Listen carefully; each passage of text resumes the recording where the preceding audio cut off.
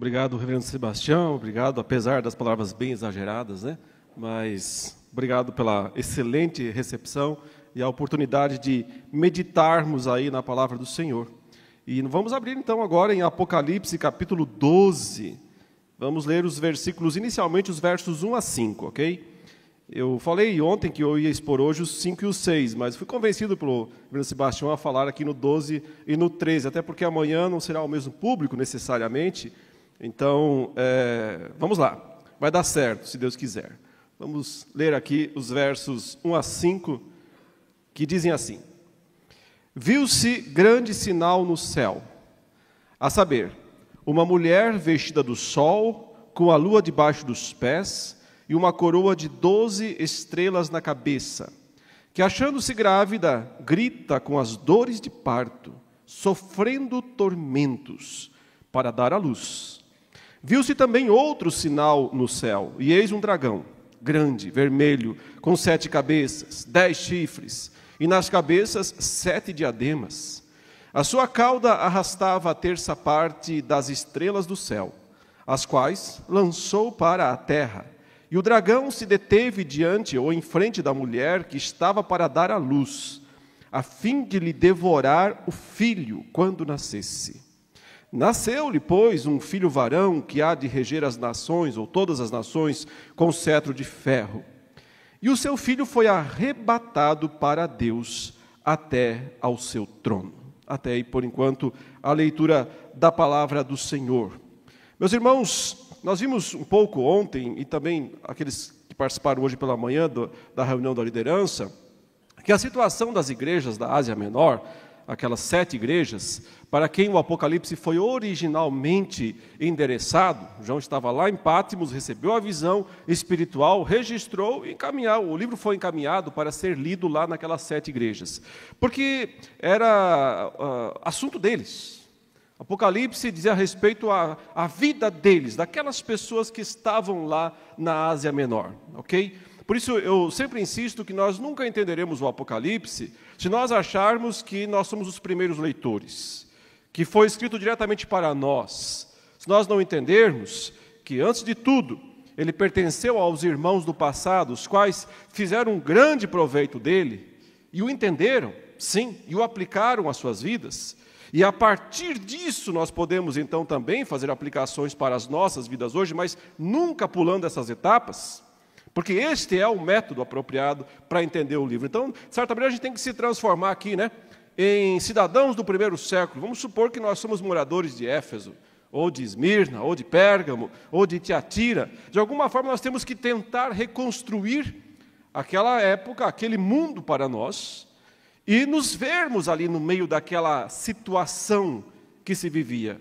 Porque aí sim a gente recebe o livro de primeira mão. Aí não é de segunda, é de primeira mão. Aí nós percebemos o que de fato ele significa originalmente.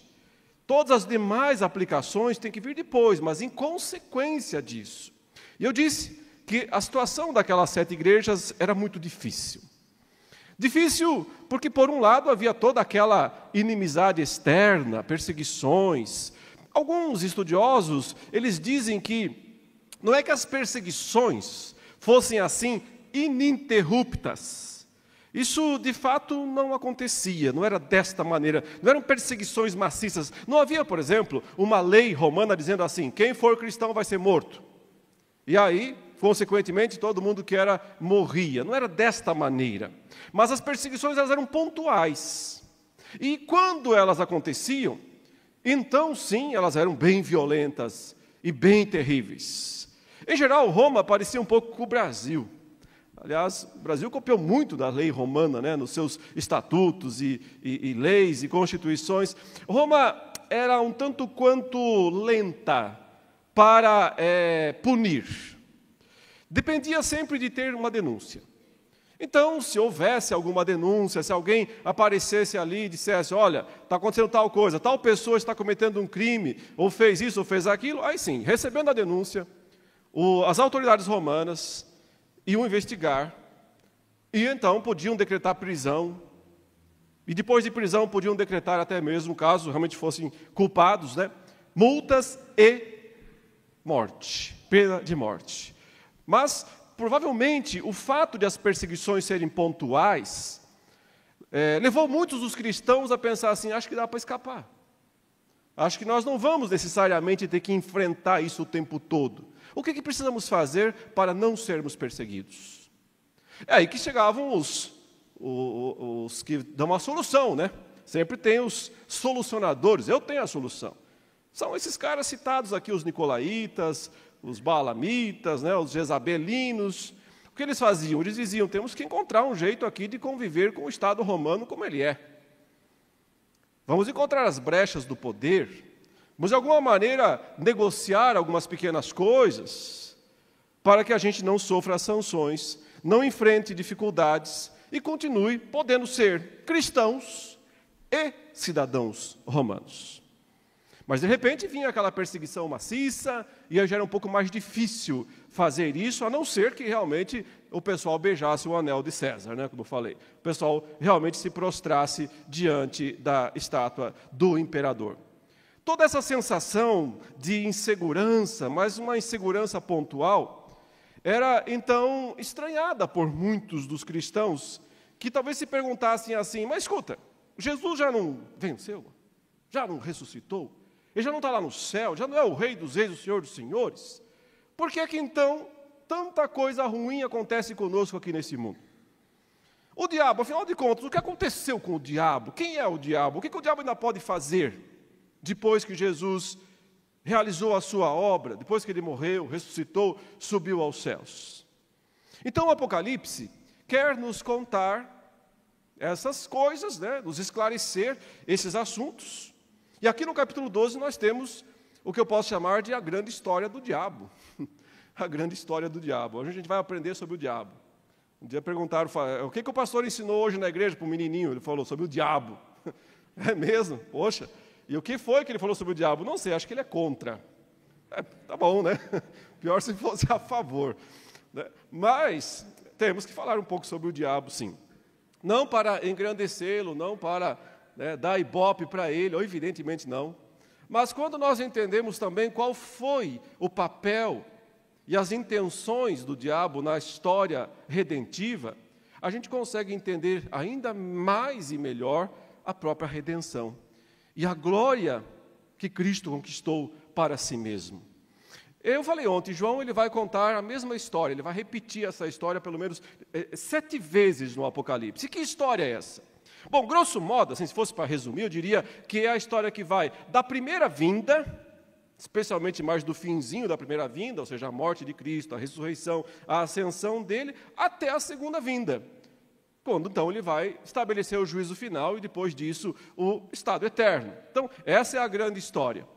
Mas aqui no capítulo 12, ele vai fazer um spin-off dessa história. Ele vai contar lá o passado, ele vai voltar ao início de tudo. Porque dessa forma, ele vai nos ajudar a entender realmente quem é esse dragão, quem é esse diabo, quem é esse Satanás, e também o porquê que ele ainda está autorizado a perseguir os crentes. Por que é que ainda existe perseguição, se Jesus já o derrotou? Se Jesus já o venceu, por que é que ainda existe tanto sofrimento, tanta perseguição, tanta luta? Por que é que ele se infiltra no meio da igreja, não só persegue de fora, não só bate de fora para dentro, mas ele também está dentro das igrejas, agindo de maneira corruptiva, corrompendo as igrejas de dentro. E, aliás, essa é a tática mais acertada que ele já usou. Acertada para ele, né? Entenda.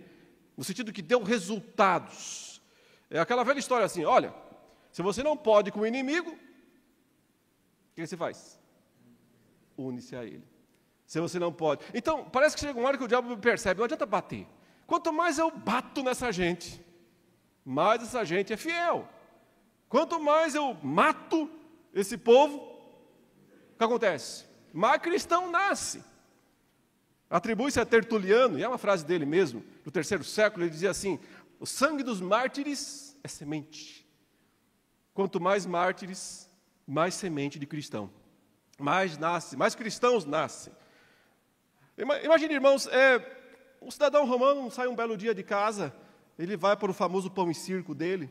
Então, nada diferente da sociedade atual, mas enfim, ele vai lá para o circo. E é o que? É o Coliseu. Ele vai assistir o quê? Um Fla-Flu, um Corinthians e Palmeiras, um Atlético Mineiro e Cruzeiro? Não, não tinha isso não. Então ele assistiu o quê? Os gladiadores, brigando, lutando, certo? Para ver quem ia ser o grande herói. E também, no meio, no intervalo, não tem sempre o show do intervalo? O show do intervalo. Quem vai cantar? É a Shakira? Não. Quem vai participar do show do intervalo? Então eles vão dizer, o show do intervalo vai ser o seguinte, a gente vai colocar uns cristãos aqui, para os leões devorarem eles. E vocês vão torcer para quem? Para os cristãos ou para os leões? Para os leões, é claro. Todo mundo vai torcer para os leões. Vamos ver os leões devorarem os cristãos. Por quê? Porque além de ver sangue, a gente quer ver o quê? Medo, covardia, gente implorando para não me mate pelo amor de Deus. E então, o cidadão romano vai lá e senta na arena, assiste a primeira parte dos gladiadores, e aí chega o intervalo, agora é o show do intervalo. Vamos ter os leões devorando os cristãos. Todo mundo pronto ali para torcer pelo leão e para ver sangue derramado e para ver covardia. E gente, você sabe, quando a pessoa está para morrer, ela faz de tudo, né? Ela, infelizmente, até necessidades, faz tudo ali. E quanto mais vergonhoso, mais né? A multidão comemora e grita, eufórica. E, de repente, soltam os leões e soltam os cristãos, mas as coisas não saem muito bem como foi planejado. Porque, em vez de verem pessoas acovardadas, amedrontadas, aterrorizadas com a ideia da morte, eles veem 3 ou 4 pessoas ali absolutamente serenas, absolutamente tranquilas. Não estão nem um pouco com medo do leão, ou com medo da morte. Algumas simplesmente se ajoelham e oram, enquanto esperam o leão vir para cima delas. É uma cena inusitada. De repente começa, mas que showzinho mais sem graça, que show do intervalo mais nada a ver. Em vez de euforia, aplauso, tal, vaias então, vaias. Mas muitos são impactados com aquilo e dizem, quem que é essa gente aí? Quem que é esse povo aí? Que não tem medo de leão, que não tem medo de multidão, que não tem medo de César, não tem medo de nada? Quem é essa gente? Que não tem medo da morte? E morrem de uma forma tão serena, tão absolutamente tranquila. Sim, o sangue dos mártires é semente. Quanto mais mata, mais nasce. Então o diabo diz, olha, acho que vou mudar de tática. Já que não consigo destruir essa gente de fora para dentro, a melhor coisa é eu entrar nessa igreja. E aí lá dentro, sim, aí eu me faço de pastor, eu me faço de líder, eu me faço de profeta. E no meio ali o que eu vou fazer? Eu vou ensinar o que eu quero. E crente é bobinho, acredita em qualquer coisa. É só alguém falar bonito, é só alguém falar espiritual, com um tom espiritual, é só dar uma tremidinha na voz. É só falar uma coisinha assim, com um efeito especial de som e imagem. O crente é tolinho, acredita em qualquer coisa. Nunca deu tanto resultado. Se ele teve resultado mesmo, não foi batendo, foi enganando, foi mentindo. Aí ele descobriu, poxa vida, não é que eu sou o pai da mentira, eu sempre soube mentir melhor. Eu sempre soube fazer isso melhor. Mais do que nunca, o pai da mentira mente, engana, seduz. Mas por que ele pode fazer essas coisas? E aqui, meus irmãos, eu já antecipei o capítulo 13, primeira e segunda besta, né? A primeira bate, a segunda engana. Mas a grande pergunta é, como pode fazer isso? Por que ainda pode fazer isso? Por que Deus deixa? Por que Deus permite? Muito bem, então nós temos o texto nos explicando tudo desde o início. Tudo desde o início. É a grande história do dragão. Olha, para você entender Apocalipse 12, de 1 a 5, você tem que abrir junto com ele Gênesis 3. Então, se possível, você abra aí agora os dois textos, segura ao mesmo tempo esses dois textos, porque vai ser bem interessante. Eu quero fazer aqui algumas comparações nesse sentido, entre essas duas passagens, ok? Gênesis 3 é de 14 até 16. E o texto de Apocalipse é do verso 1 até o verso 4, já é suficiente aqui para que nós possamos entender algumas coisas. Primeiro, eu queria que você identificasse para mim semelhanças entre essas duas narrativas, né? 14 a 16 de Gênesis fala assim: então o Senhor disse à mulher, o Senhor Deus disse à mulher, à serpente, né? Visto que isso fizeste, maldita és entre todos os animais domésticos, e o és entre todos os animais selváticos. Rastejarás sobre o teu ventre e comerás pó todos os dias da tua vida. Porém, inimizade entre ti e a mulher, entre a tua descendência e o seu descendente. Este te ferirá a cabeça, e tu lhe ferirás o calcanhar. E a mulher disse: multiplicarei sobremodo os sofrimentos da tua gravidez. Em meio de dores darás à luz filhos. O teu desejo será para o teu marido, e ele te governará. Primeiro exercício aqui, eu quero que você identifique para mim coisas em comum entre esses dois textos que nós lemos. Primeiro, eu queria que você identificasse personagens em comum. Personagens. Okay? Qual é o primeiro personagem que aparece em Apocalipse 12? A mulher. A mulher. Tem mulher aqui em Gênesis 3? Tem uma mulher aqui. E as roupas? Que roupas usa a mulher do capítulo 12? Então, falei que ela está vestida com o sol. O sapato, belo sapato, hein? A lua. E uma coroa de 12 estrelas na cabeça. E a mulher de Gênesis? Ela teve uma história interessante, porque primeiro ela esteve nua, e estava tudo bem. Depois ela se vestiu com roupas de folhas, e não estava tudo bem. E finalmente o Senhor a vestiu com peles, e ficou tudo bem.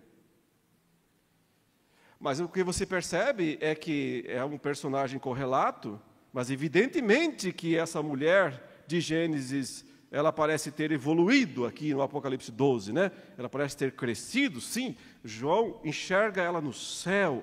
No céu não quer dizer que ela estava lá em algum lugar sentada no céu. É uma visão no céu, como se o céu fosse um grande telão. E João, então, enxergou essa mulher ali, gloriosa, vestida de sol, com a lua debaixo dos pés, a coroa 12 estrelas na cabeça. E ela está o quê? Grávida. Grávida. Exatamente o que foi prometido à mulher de Gênesis.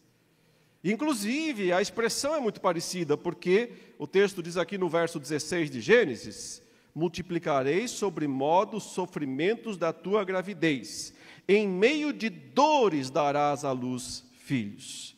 Vejam como o texto descreve a mulher. Ela acha-se grávida, ela grita com as dores de parto, sofrendo tormentos para dar à luz. É muito parecido, é muito semelhante a situação dela. Por outro lado, nós temos um outro personagem aí. Quem? Claro, o dragão. O dragão. E lá em Gênesis 3, quem está lá? Tem alguma relação entre serpente e dragão? Bom, os dois são répteis, né? Os dois são répteis. Na verdade, um dragão é uma serpente. Mas lá, aparentemente, é uma simples serpente ali, né? Agora, não, o bicho está grande. Fez academia, tomou bomba, tá? O dragão bombado, a serpente bombada. É um modo apocalíptico de mostrar, né, esta evolução do personagem. Mas continua sendo a mesma. Aliás, mais para frente, o texto diz claramente: quem é o dragão? É a antiga serpente, que se chama Diabo e Satanás. Lembra que eu falei ontem? Quando o Apocalipse nos dá as interpretações, aceitemos. Não há por que discutir. E aqui é explícita a interpretação de Apocalipse. Quem é o dragão? A antiga serpente, que se chama Diabo e Satanás. Ok. O que foi que Deus falou com o diabo, Satanás, lá em Gênesis 3? Ele disse: você é maldito. Estou te amaldiçoando. E mais, eu estou colocando aqui uma briga, uma inimizade. Porém, inimizade entre ti e a mulher, entre a tua descendência e o seu descendente. Agora nós temos o dragão, no capítulo 12, ele está fazendo o quê? Ele está desenvolvendo essa inimizade. Ele está diante da mulher, furioso. Ele quer devorar o filho dela. É a espera angustiante do dragão. Deixa eu falar um negócio para você.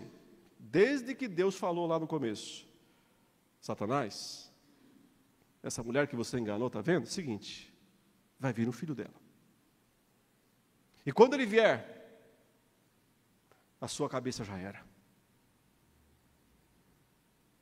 Desde esse momento, começa a espera angustiante do dragão.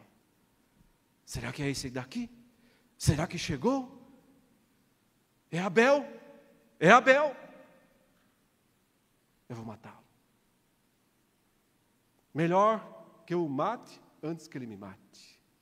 Melhor que eu o fira antes que ele me fira. Sempre ele está se antecipando e tentando devorar o filho quando nascer.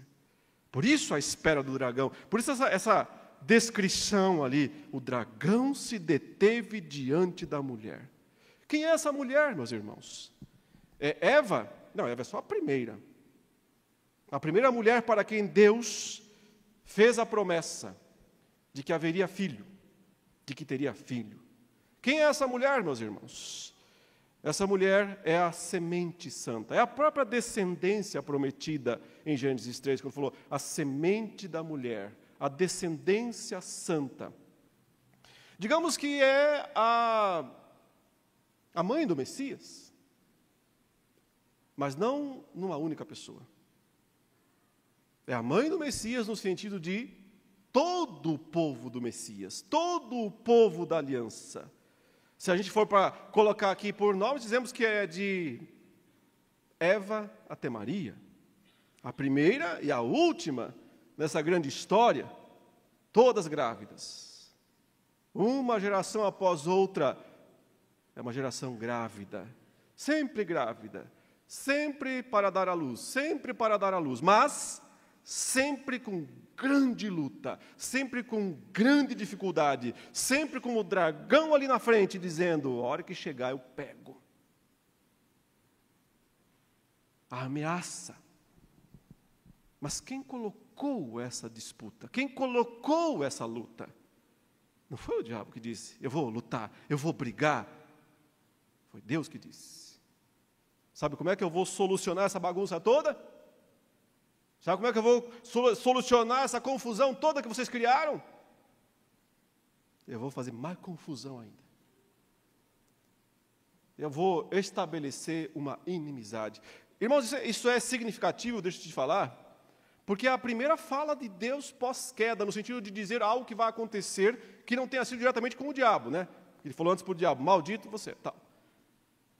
Mas a primeira ordem de Deus dizendo, olha, agora vai ser assim. Daqui para frente vai ser desse modo, vai ser desse jeito. Essa é a expressão de Deus. Porém, inimizade entre vocês. Ou seja, Deus quer briga. Deus quer pauleira. Deus quer confusão. Até porque Deus não gostou da amizadezinha ali, que surgiu ali entre serpente e a mulher. Então Deus diz, chega, acabou essa amizade aqui. Acabou esse tititi aqui. Chega. A partir de agora é guerra. A partir de agora é briga. Eu digo que aqui começa a grande guerra escatológica. A grande guerra escatológica entre os filhos da luz, os filhos das trevas, entre os filhos de Deus, os filhos da serpente, entre os descendentes da mulher, os descendentes da serpente, começam exatamente aqui. Sabe onde é que termina? No capítulo onde o diabo some. Capítulo 20 de Apocalipse. É só no capítulo 20 de Apocalipse. Não é interessante? Você tem capítulo 1 e 2 de Gênesis sem diabo. Você tem capítulos 21 e 22 de Apocalipse sem diabo só. No resto, meu filho, ele está lá. De um jeito ou de outro, de uma forma ou de outra, com autoridade ou sem autoridade. Mas o restante da Bíblia, de Gênesis 3 a Apocalipse 20, você não pode fechar o olho para essa realidade. E esse grande texto aqui está descrevendo exatamente isso. O grande conflito escatológico, a grande guerra escatológica, que vai chegar ao seu ápice, mas não é o fim, é o ápice, quando os dois campeões se enfrentarem num duelo mortal. O filho da mulher e o próprio dragão, o próprio Satanás. E esse duelo mortal foi no Calvário. Foi na cruz do Calvário, onde os dois morreram. Sabe aqueles duelos onde os dois atiram ao mesmo tempo? No Velho Oeste? E os dois morrem? Os dois morreram na cruz. Nesse sentido, Jesus foi morto, mas o poder do diabo também foi. Por isso o autor aos Hebreus diz que Jesus na cruz matou o que detinha o poder da morte. É a morte da morte, na morte de Cristo. Acho que foi John Owen que já falou isso, eu estou plagiando ele aqui. Mas, de qualquer maneira, na cruz, o Senhor realmente feriu a cabeça da serpente, mas foi ferido pela serpente. Mas até que isso acontecesse, o dragão disse: vou ferir todo mundo que entrar no meu caminho. Todo candidato a Messias que aparecer vai virar farinha. O primeiro é Abel, morto traiçoeiramente. A serpente faz isso. Morto pelas costas, morto pelo calcanhar, morto traiçoeiramente. É como se o dragão dissesse: pronto, matei o cara, quero ver agora. E Deus diz: calma aí, você não sabe toda a história não. Tem mais, tem muito mais. E surge Sete. E continua a descendência da mulher. E a guerra continua. Chegam alguns momentos interessantes, né? Tem aquele homem que é o sétimo depois de Adão, pela genealogia de Sete, que é fantástico.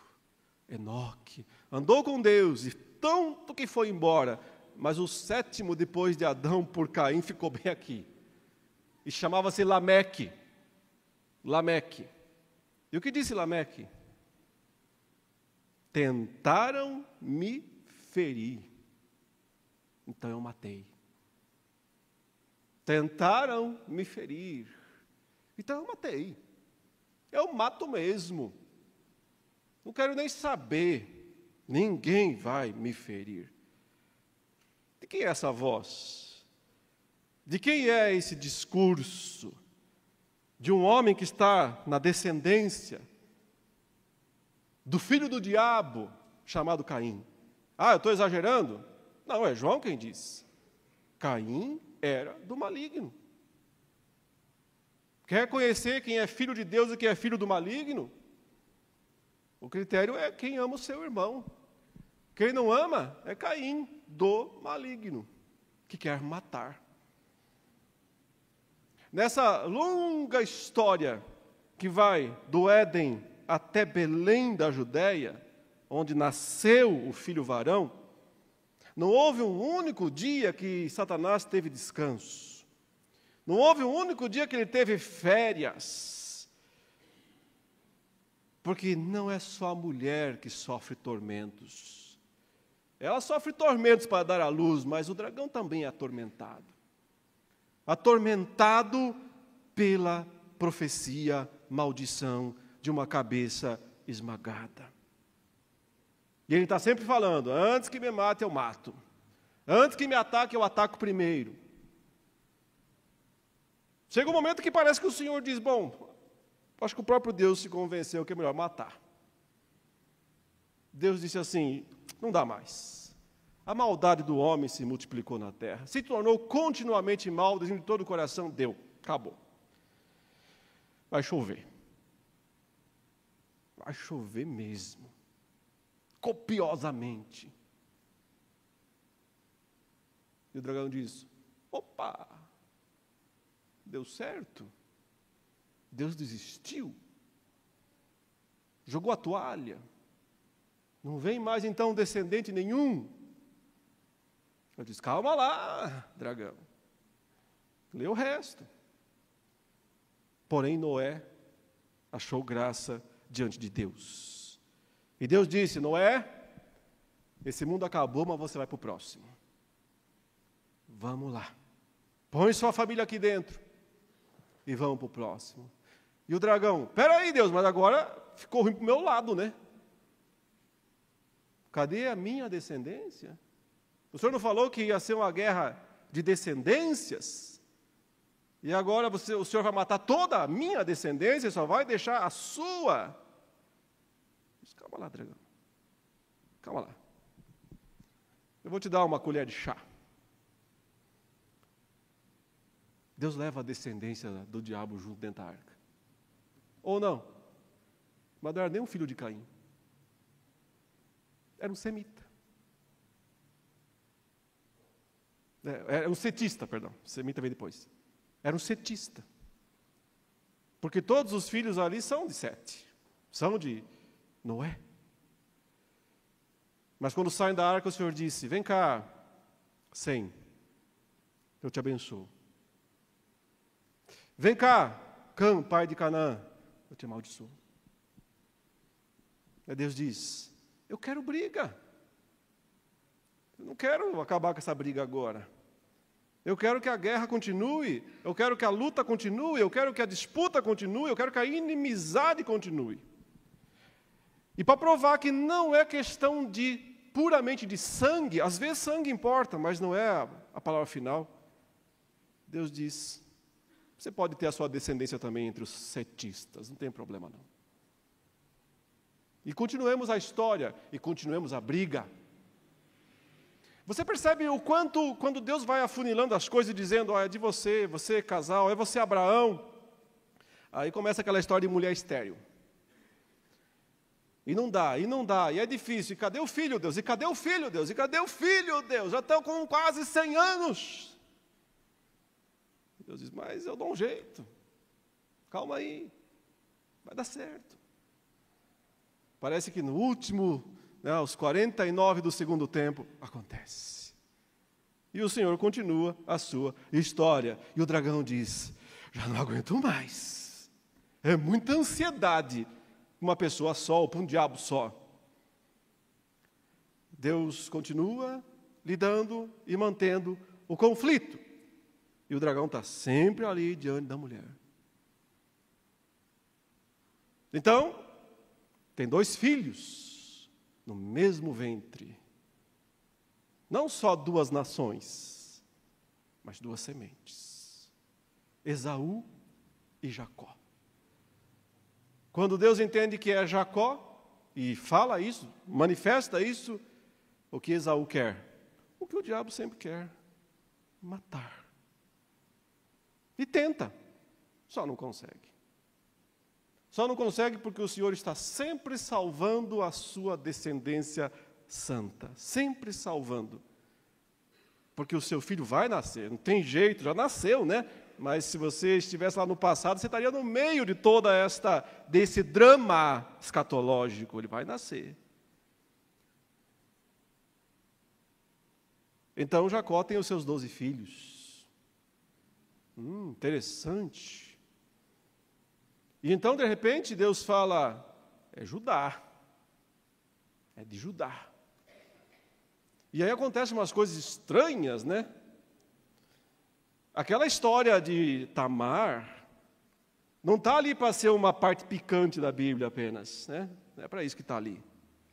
Para ser uma parte um pouco constrangedora. Dificilmente alguém lê aquele texto sem se sentir um tanto quanto constrangido pela situação. O primeiro filho não quer ter filho, morre. O segundo não quer ter filho e morre. Você percebe? Eles não querem ter filho. Como assim? Se tem que ter, se precisa vir o descendente, se é de Judá que tem que vir o descendente, o sujeito diz: mas não vou ter. Então você morre. Porque tem que ter. Porque Deus quer o filho, Deus quer o descendente, e tem que ser desta linha. Então, Judá, como você demorou, quer saber? Vai de você mesmo. É você mesmo que vai fazer. Através de Tamar, a sua nora. Deus não fica sem descendência. Não importa o quanto a semente da serpente atue para impedir, para devorar, por meios de ataque ou por jeitos. Mas então, fome na terra e grande chance da descendência morrer. Deus diz, calma aí, não é bem assim. Vamos para o Egito. Bora para o Egito. Lá vocês vão sobreviver, lá minha descendência vai sobreviver. Deus, para o Egito, não tem lugar pior, né? É a própria, ir para debaixo das barbas do dragão, é lá mesmo. Bora para o Egito. Mas como? Calma aí. Dá um jeito. José, vai você na frente. Vai lá. Interpreta uns sonhos. Daqui a pouquinho você é príncipe, daqui a pouquinho você faz celeiros, daqui a pouquinho, quando vem os 7 anos, meu povo vai para lá. E é lá que eu sustentarei vocês. Diz José, pode vir. Vocês tentaram me matar, eu sei. Pode vir, venham. Eu os sustentarei. Isso é Deus falando. Eu sustento a minha descendência. Por isso que José entendeu e falou assim, não foi vocês que me enviaram para cá. Foi, né? Claro que foi. Não foi. Foi Deus. Ele que me mandou para cá. Para quê? Se fosse para afinar um pouquinho mais, ele diria, por causa da sua causa, seu Judá. As outras tribos aí vão desaparecer, mas você, Judá, não pode desaparecer. E os seus filhos também não. Porque é por aqui que vai a semente santa. É por aqui que vai a semente santa. Mas sempre o jogo vira. Sempre a cor. O dragão nunca vai ficar de braço cruzado assistindo a história. E aquele faraó morre. E surge um faraó que não conhece José. E o que ele diz? Vamos matar. Está nascendo muita criança de hebreu. Vamos matar essa criançada toda. Vamos matar o descendente. Não é isso? Em última instância. Se matar todo mundo. Se matar todas as crianças, todos os meninos. Já que ele não consegue achar o menino em si, ele mata todo mundo, pronto. Não vem mais ninguém, não vem mais descendente nenhum. Mas o Senhor. E sempre tem na história esse porém o Senhor. Mas o Senhor, porém o Senhor, o que ele faz? Ele diz, eu tenho uma ideia melhor, ô seu faraó, ô seu dragão. Eu tenho uma ideia melhor. Você quer matar, né? Quer matar o meu filho, né? Então, que tal você criar ele para mim? Que tal? E vai o Moisésinho dentro do barquinho até a filha de Faraó. E Deus diz, cria ele para mim. E anos mais tarde, esse mesmo Moisésinho, crescidinho, fere. Tem uma briga ali, né? Fere um egípcio. O dragão não gosta disso. Espera aí, está me ferindo? Está me atacando? Vai embora. Vou, mas volto. Me aguarde. Daqui a pouco volta Moisés com um cajado na mão, dizendo, cajado bom para bater na cabeça de uma cobra. Cajado bom. Ele volta para o Egito com um cajado para fazer o quê? Ferir. Todas as vezes que as pragas foram, Deus feriu o Egito. Deus feriu. É o Senhor ferindo a cabeça da serpente. Ele está batendo nessa cabeça faz tempo. Só que falta o pisão final, né? Falta o esmagar. Isso é na cruz. Mas ao longo da história, o Senhor vem fazendo isso. E o dragão está sempre se jogando, traiçoeiramente, como uma serpente, para ferir, para matar o descendente. Para encurtar essa história longa, eu podia ficar aqui uns 2 dias só contando. Todos esses eventos, geração após geração. Mas faltou um detalhe importante aqui, antes de encerrar a história do dragão. Da sua última tentativa de matar o filho. E qual foi a última tentativa de matar o filho? Não vieram os magos? Quando nascesse. Não vieram os magos e disseram, nasceu! E o que ele fez? O que fez o dragão? Cometeu o mesmo erro. Aliás, ele não é nada criativo. Costuma repetir os mesmos erros. Então vamos matar todo mundo, né? Então vamos matar todos os meninos. Dragão, meu filho, você já errou isso lá que você tentou matar os caras no Egito, não deu certo. Vai de novo? Vou de novo. Vão matar todos os meninos em Belém com menos de 2 anos de idade, porque aí a gente dá, sem saber quem a gente mata o cara. Aí Deus diz, tá, se você gosta de repetir a história, eu também vou repetir também. Do meu jeito. Sabe para onde é que Jesus vai? Para o Egito. Como assim para o Egito? Vamos para o Egito. José, pega o menino, pega a sua mulher e vamos para o Egito. No Egito, senhor? É lá. Não tem lugar que eu não possa agir para manter, para salvar o meu filho, o meu descendente. Então você já percebeu que não deu certo, né? A estratégia do dragão de tentar impedir ou devorar o filho quando nascesse, não deu certo, acabou aqui. O texto diz, nasceu-lhe, pois, um filho varão. Eu posso dizer que Apocalipse 12 é a história das sucessivas derrotas do dragão. Quase sempre quando ele achava que estava ganhando, tomou a virada. Mas tem um detalhe que eu passei aqui que vale a pena mencionar, né? As roupas. Porque provavelmente quando eu falei aqui da mulher, muitos pensaram, deve ser Israel. Israel, acho que é Israel. A mulher deve ser Israel, a nação de Israel. Eu digo para você, bom, tem muito a ver. Mas eu não posso identificar a mulher com Israel, porque ela é maior que Israel. Ela é mais antiga e muito maior que Israel. Porém, as roupas aqui dizem alguma coisa nesse sentido. Você se lembra no Antigo Testamento onde aparece esta expressão, o sol, a lua e 12 estrelas? Né? O sol, a lua e 12 estrelas. Onde que aparece essa expressão? Num único lugar na Bíblia, no Antigo Testamento, num sonho. Quem sonhou? Um dos filhos de Jacó. Um dos filhos de Israel. José, o preferido. E qual foi o sonho de José que ele contou e os irmãos não gostaram? Nadinha do sonho. Ele disse, sonhei essa noite que o sol, a lua e 11 estrelas estavam todos se prostrando diante de mim. Os irmãos falaram, vai te catar, ô miserável. Está achando assim que todo mundo vai, né? Eles entenderam na hora o significado. O que significava? Jacó, né, pai, mãe e todos os 12 irmãos, os 11 irmãos, não é 12 porque ele é o 12º ali, né? Ele não está se prostrando diante dele, mas os outros 11 se prostrando dele.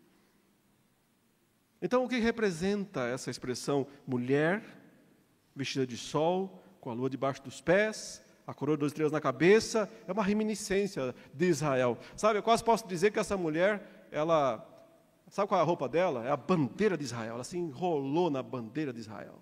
Está claro, dá para identificar muito bem o símbolo, o sinal, mas não confunda a roupa com ela é maior que a roupa. Ela é mais importante que a roupa, ela é mais antiga que a roupa, e ela continua depois que a roupa termina. Então, ela não é Israel. Mas Israel faz parte dela num determinado período da história, que começa justamente com a inauguração das 12 tribos e termina com o nascimento do Messias e com a sua morte na cruz. Esse é o tempo em que Israel existe e cumpre seu papel no plano de Deus. E cumpriu muito bem. Eu sempre fico pensando, falo, Israel falhou. Não falhou. Como assim falhou? Israel falhou na sua missão. Como assim? Não falhou, não. Israel foi extremamente bem-sucedido na sua missão dada por Deus. A sua missão era só dar à luz um filho. Essa é a missão. E o filho de Israel nasceu. Só que ele é muito mais que o filho de Israel. Ele é o filho da mulher. Portanto, Israel cumpriu a sua missão. Deu à luz. O que Israel podia fazer de mais importante e grandioso está feito. Nada maior que isso Israel pode fazer. Já fez a coisa mais importante. As roupas já serviram ao uso. As roupas já foram muito bem usadas. Só que agora elas não têm mais papel. Não nesse sentido. Já cumpriram o seu papel. Então, não valorize mais as roupas do que a pessoa, tá? A pessoa é mais importante que as roupas. A descendência santa, na antiga aliança, é muito maior que a nação de Israel. Ainda que a nação de Israel tenha um papel importante, sim, nessa etapa de desenvolvimento da semente santa. O filho nasceu, e aí Apocalipse faz aquilo que ele faz de melhor. Ele nos assusta, ele impressiona pelo modo como ele consegue abreviar as cenas. Você vê, nasceu-lhe, pois, um filho varão que há de reger todas as nações com cetro de ferro. Salmo 2, né? Profecia cumprida. Pede-me e te darei as nações por herança. Está aqui, filho, são tuas. Quando que o filho recebe as nações por herança? Quando ele volta para o trono. O versículo 5, ele resume a vinda de Cristo, a história de Cristo, em duas frases. Nasceu, voltou. Nasceu, mas não foi fácil nascer, né? Vocês já viram aqui, geração após geração, mas nasceu. E voltou. Também não foi fácil voltar.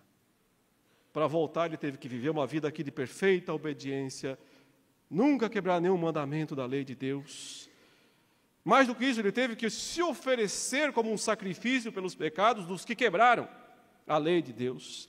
Ele precisou se submeter a tudo isso. E finalmente ele morreu mesmo pelos pecados. Agonizou na cruz. Recebeu sobre si a ira de Deus. Foi um maldito. Opa, maldito. Aquilo que parece que o Senhor meio que reluta lá em Gênesis 3 de falar diretamente para o homem, né? Ele fala diretamente para a serpente, maldita és.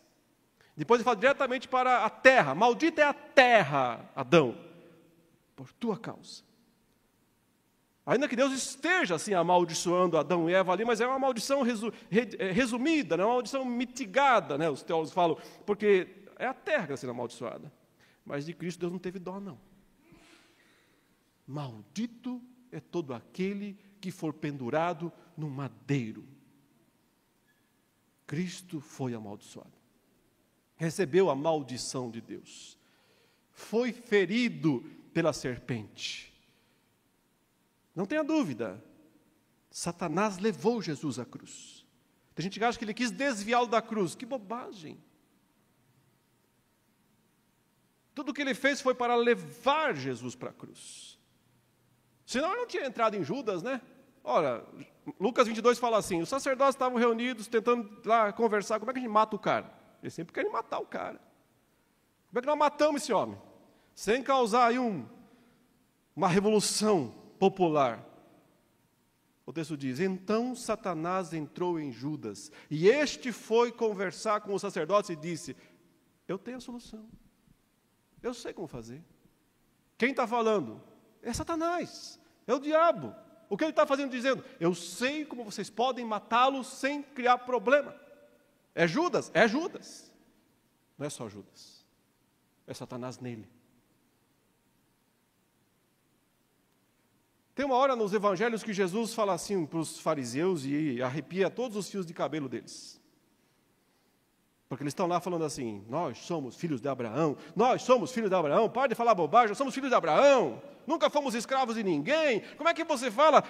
Conhecereis a verdade e ela vos libertará. A gente não tem que ser libertado de nada, nós nunca fomos escravos. É duro quando o cara se auto-engana, né? Que mentira descarada. Eles já são escravos há quase 5 séculos. Há quase 5 séculos são joguete na mão de impérios. Babilônia, Medo-Persa, grego, macedônio, os Ptolomeus e os Seleucidos da Síria. Depois vem Roma, sempre. Eles só ficaram independentes uns 30 anos no máximo nesses 5 séculos. Nunca fomos de ninguém. Nunca fomos escravos. O pior cego é o que não quer ver. Nunca fomos escravos de ninguém. Jesus diz, olha, e tem mais, nós somos filhos de Abraão. Ele diz, rapaz, aí não, né? Filho de Abraão, vocês não são. Porque Abraão viu o meu dia e se alegrou. E vocês não conseguem fazer isso, vocês querem me matar. Então eu vou dizer a vocês, sabe quem é o pai de vocês? É o que quer me matar. Ele é o pai de vocês. Ele foi homicida desde o princípio, Jesus disse. O que é homicida? Que quer matar o homem. Quem é o homem por excelência?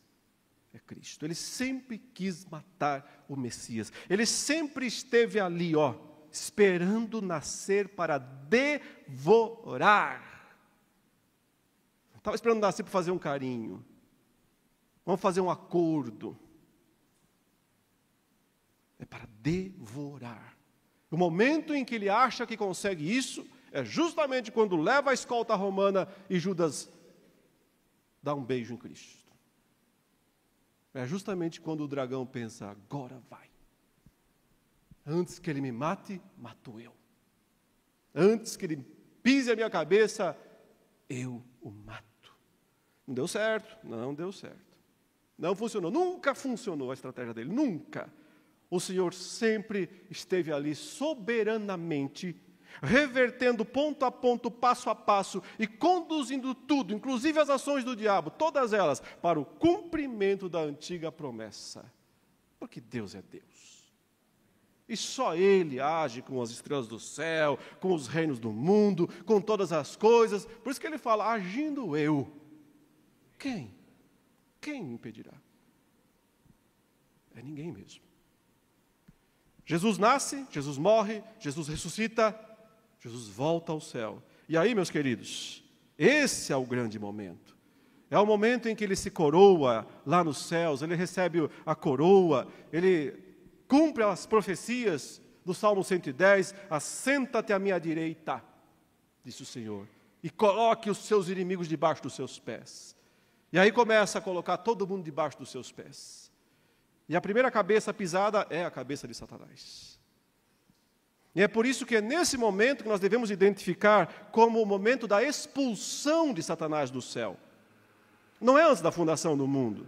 Não é algum momento lá do passado. O diabo esteve no céu esse tempo todo. Podia ir, podia voltar, podia subir, podia descer. Livre acesso. Crachá, sabe aquele crachá que abre todas as portas? O diabo tinha um crachá desses aí. Quero entrar no céu. Passa lá na maquininha, as portas abrem e entra.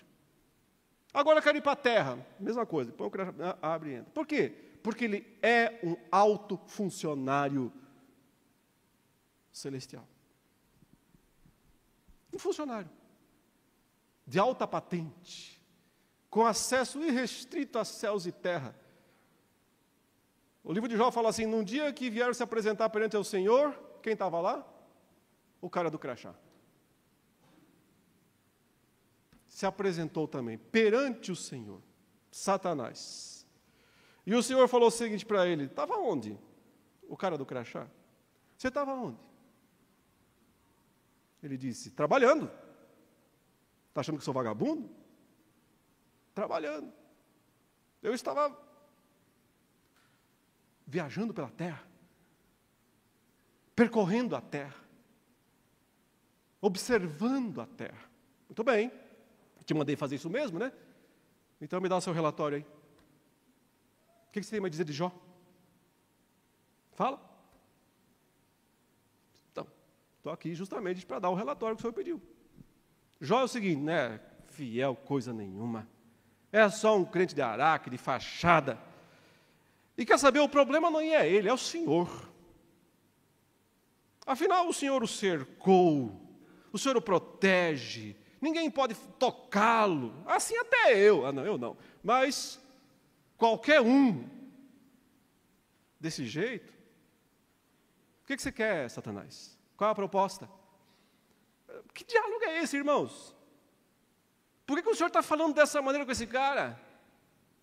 Por que o Senhor não só fala assim, o que está fazendo aí, diabo? Cai fora, esse lugar não é seu. Aliás, se você pisar aqui no céu, você derrete, você é mau e o céu é bom. Superstições tolas que as pessoas têm sobre o diabo. Parece que acham que ele é um vampiro, que se pegar sol, ou vê a cruz e sai com cruz. Quanta tolice. Ele está lá conversando com Deus, dialogando com Deus, argumentando com Deus. Aliás, todas as vezes que o diabo aparece no Antigo Testamento, ele não está rugindo como um dragão, não. Ele está argumentando como um alto executivo, que tem a palavra, como um funcionário imperial que está ali para dar relatórios. Ele é um opositor, sim. E ele só usa o discurso, ele só precisa da palavra. O acusador. O enganador. Ele só perde isso para valer quando Jesus sobe aos céus e se assenta à direita de Deus. Porque é então quando é cassada dele toda esta autoridade. Veja, agora eu posso só ler o texto e vocês vão entender. Verso 7. Houve peleja no céu. Miguel e os seus anjos pelejaram contra o dragão. Também pelejaram o dragão e seus anjos. Todavia não prevaleceram, nem mais se achou no céu o lugar deles. É uma descrição apocalíptica, espiritual, não literal, espiritual, do momento em que Satanás é expulso do céu, ele e todos os seus anjos. E aqui não é uma questão de perder a casinha, o lugar onde morava, não é esse o ponto. O que ele está perdendo, na verdade, é a sua autoridade, que no texto se resume a fazer duas coisas. Vejam aí, foi expulso, diz o verso 9, o dragão, a antiga serpente, que se chama Diabo e Satanás, que é quem? O sedutor de todo o mundo. A palavra sedutor aqui, no grego, é a palavra enganador, o enganador do mundo inteiro. A mesma usada no capítulo 20, o enganador das nações. Esse é o primeiro cargo perdido aqui. Quem mais que não acontece com ele? Bom, por causa disso, justamente porque ele foi atirado para a terra e os seus anjos, então ouvi grande voz do céu proclamando, agora veio a salvação, o poder, o reino do nosso Deus e a autoridade do seu Cristo, pois foi expulso, segundo cargo.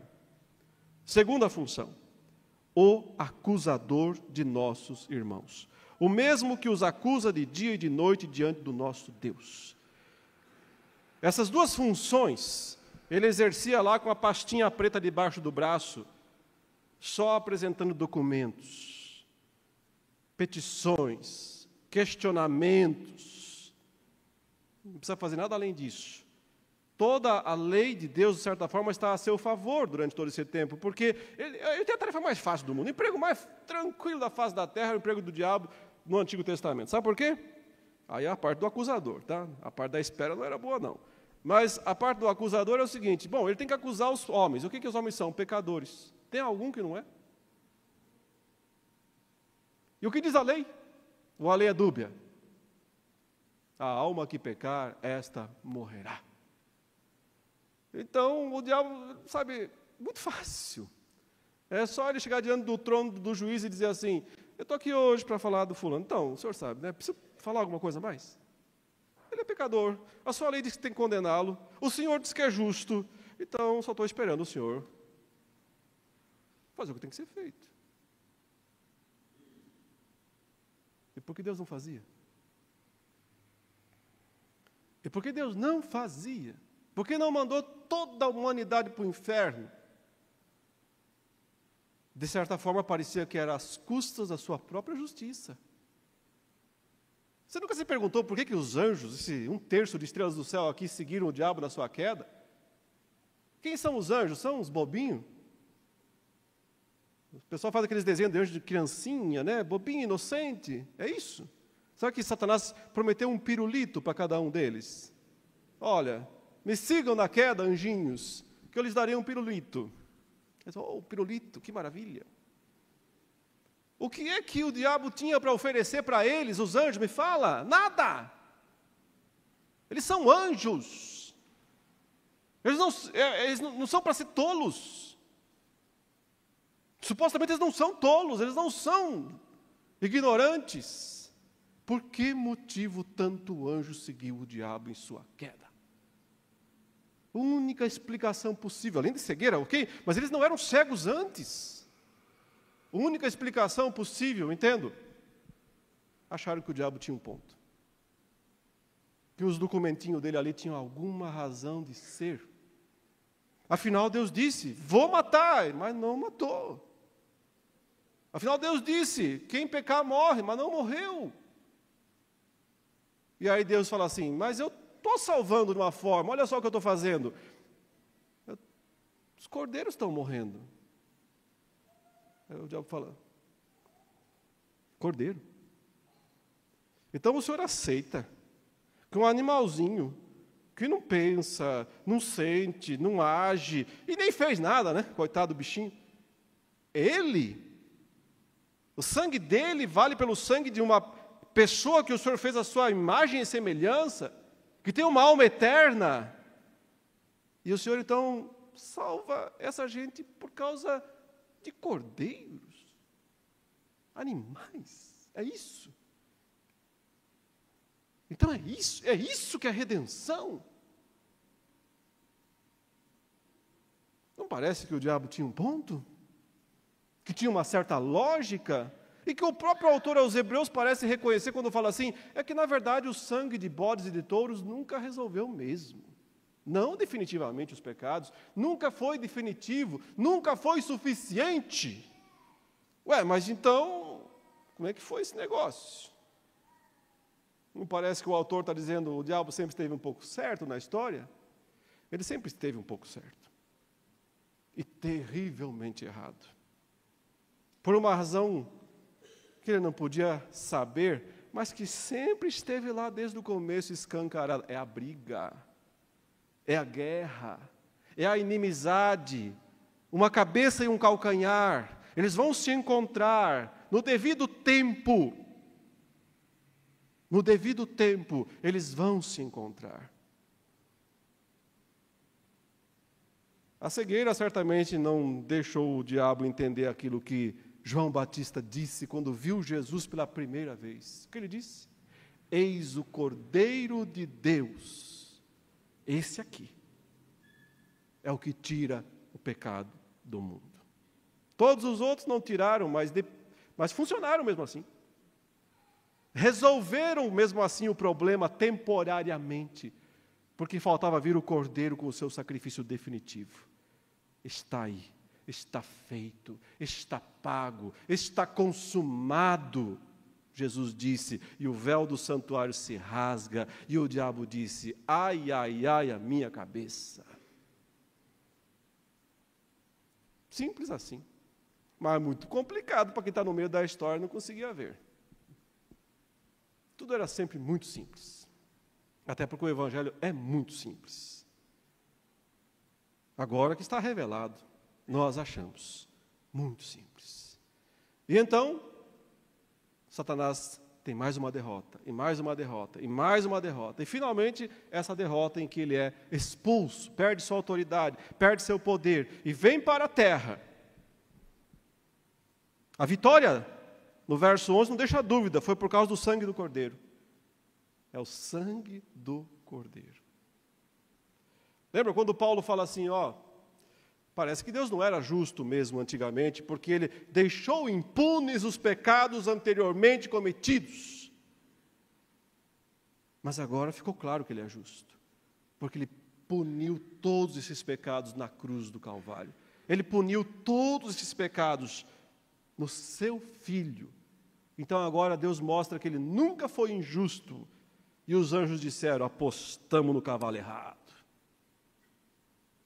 É só nesse momento que eles entendem a bobagem que fizeram. Tarde demais. Duvidaram da justiça de Deus.